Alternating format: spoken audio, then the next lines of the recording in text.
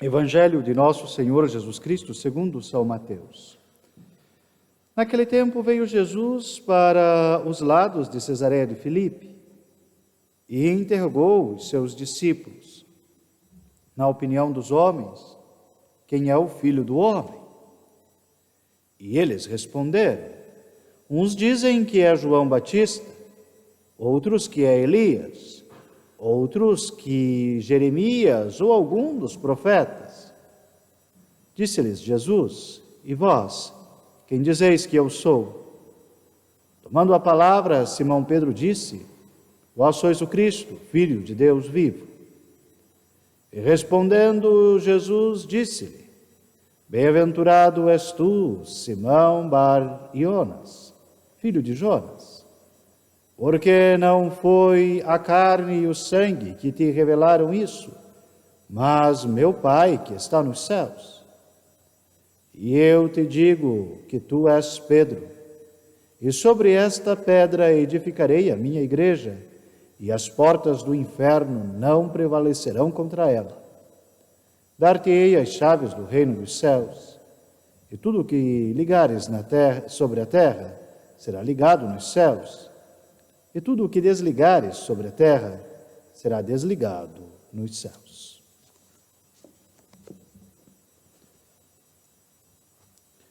Louvado seja nosso Senhor Jesus Cristo. Queridos fiéis, hoje celebramos o martírio de São Pedro de São Paulo. Martírio que ocorreu em Roma. Na epístola vemos que Deus agiu com braço forte para que Pedro não fosse executado em Jerusalém, mas que desse seu testemunho em Roma. São Paulo também percorrerá um longo caminho até chegar em Roma.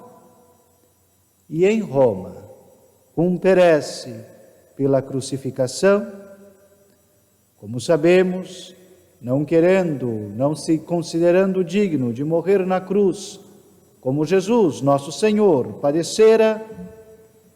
Pedro pede aos soldados que não deem tal honra a ele.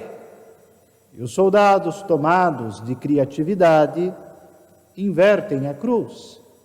Pedro é crucificado numa cruz de ponta cabeça. São Paulo, sendo cidadão romano, não podia ser crucificado.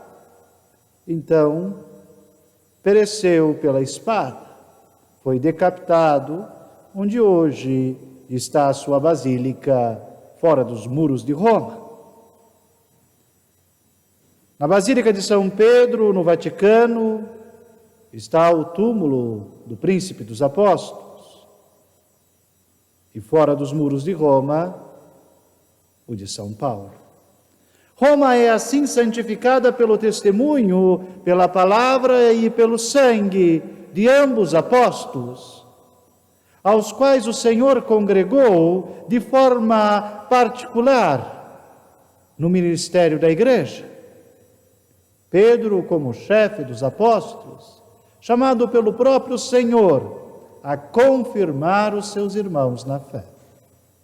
São Paulo, o Senhor, depois de sua santíssima ascensão, vem em uma visão para lhe tirar a confusão, para lhe tirar do erro, para lhe converter. É Cristo mesmo quem se revela a Paulo e o chama para dar testemunho da verdadeira fé em toda a terra. De fato, São Paulo buscará chegar aos extremos da terra, sonhando mesmo com a longínqua Espanha, para anunciar o Evangelho a todos os povos, enviado para os pagãos. Em Pedro vemos a força da instituição da Igreja, em Paulo seu vigor missionário. Seria um erro se pensássemos que dois princípios são antagônicos, pois não o são. É claro que se corre o risco de uma missão desvinculada da Igreja, que se torna apenas uma promoção humana.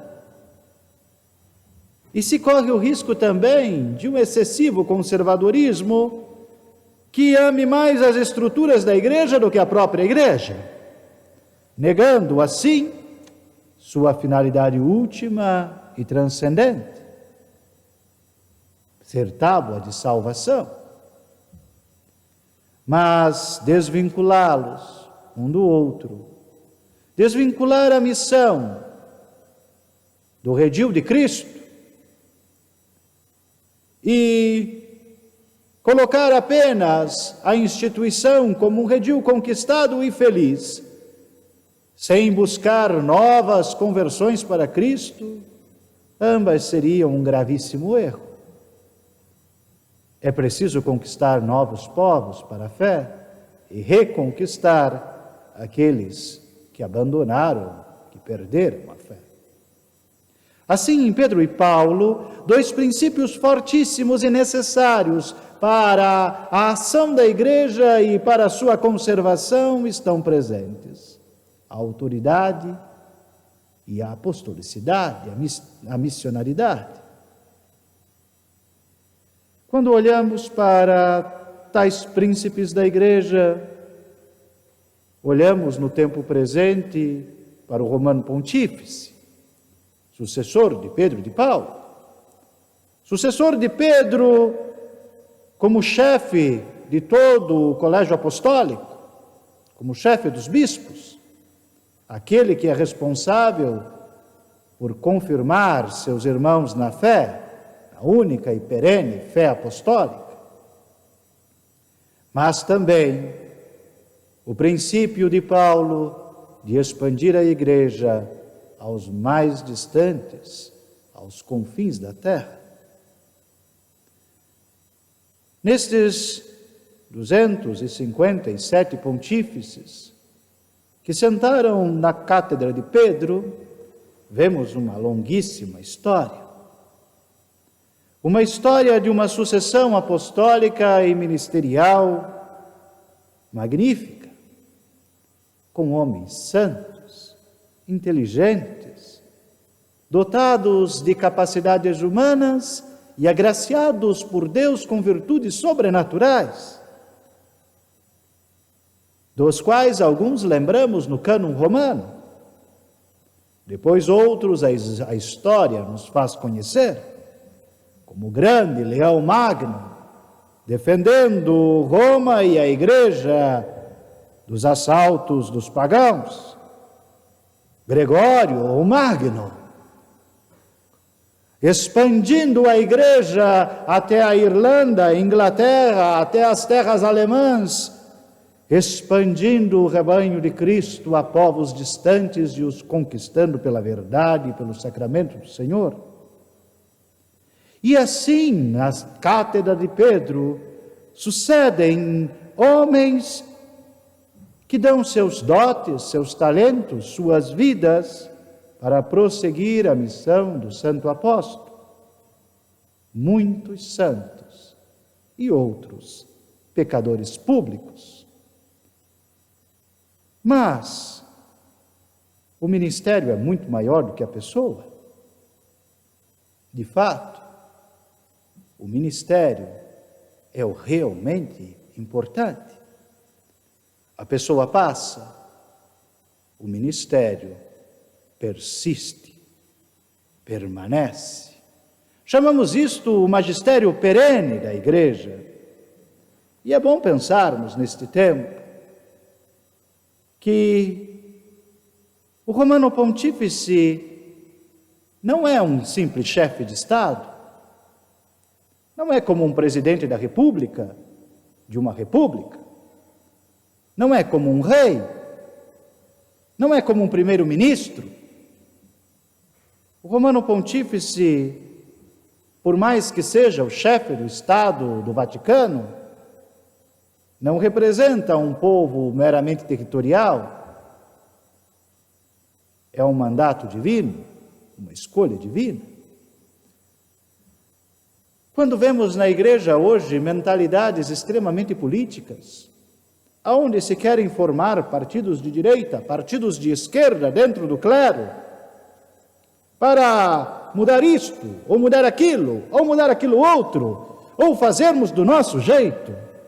Quanta soberba, quanta arrogância, quanta ignorância.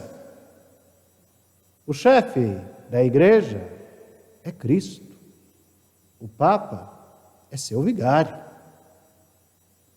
Não são partidos políticos que elegem o pontífice. E mesmo que muitos de uma determinada ideologia ocupem os cargos de confiança e as funções eclesiásticas, é o braço de Deus que sustenta a igreja. E a história nos mostra que os planos humanos sempre perecem por terra e que Deus ri-se dos conchavos humanos. Quando a tristeza por determinadas discussões ou ideias invadem alguns fiéis, é falta de esperança. Por que gastar o nosso tempo com aquilo que Deus jamais permitiria? As portas do inferno nunca perecerão contra a igreja. O Senhor sempre livrará a igreja de seus inimigos e sempre confirmará a fé dos apóstolos. O sangue de Pedro e de Paulo confirmam a única e verdadeira fé e não pode ser negado. Eis o caráter divino da igreja, o dom do Espírito Santo, seu verdadeiro e absoluto guia. O Romano Pontífice deve, sim, seguir os passos de São Pedro, dando testemunho da verdade, que Cristo é o Filho de Deus vivo, que devia vir ao mundo. E mais que isso, dar o testemunho de todo o mistério da redenção e confirmar todo o episcopado na face inteira da terra, na mesma única e perene fé apostólica, na tradição da igreja. Isto é essencial, não é transferível, não é substituível, não pode ser dispensado. É a função própria do Papa, confirmar a tradição da igreja. Quando vemos os grupos que se surgem na história, que se insurgem na história, buscando uma autonomia, uma separação da sede de Roma para uma pretensa observância mais rigorosa, mais extrema, mais verídica e mais audaz da fé. O que a história nos mostra? Uma separação sempre traz outra separação. Uma divisão sempre traz outra divisão, até tudo se fragmentar como areia e o vento a leva. A unidade é o único caminho. A unidade e a obediência ao Espírito Santo é o solo fecundo para a graça. É na unidade que se caminha para a pátria celeste. A igreja é una, santa, católica e apostólica, e nunca deixará de ser. Louvado seja nosso Senhor Jesus Cristo.